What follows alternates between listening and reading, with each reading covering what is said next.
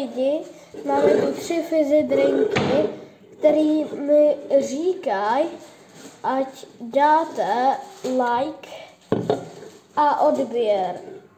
Ale tím pádem tohle video spočívá v tom, že budeme míchat tady ty 3 fizzy drinky jako do sebe.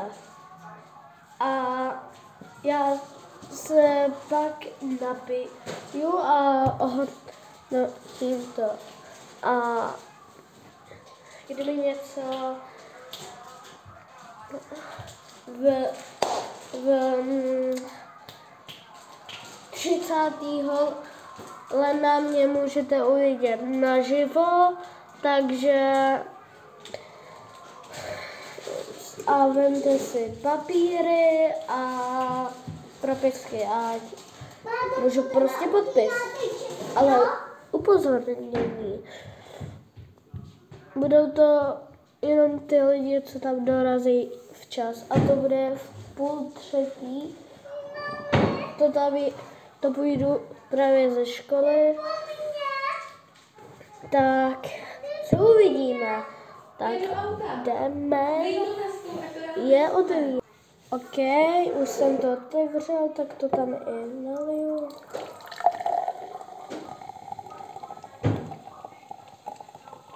Tak, takhle by to stačilo. Tak se vrhneme na druhý. OK, let's go.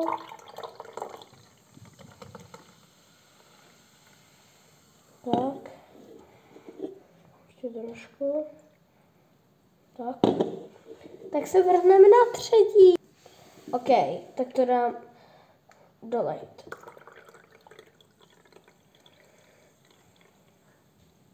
Mám to. OK. To vypadá jak nějaká šťáva. OK, no, prostě.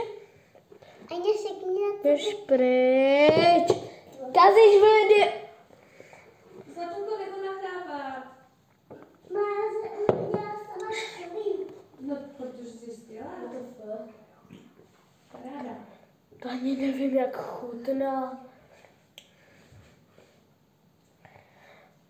Cítím tam jenom malinu, ale zkuste si to, protože já to nemůžu hodnotit. Tak, počkejte. Všechno jsem přelil do misky a necháme to, až to bude led.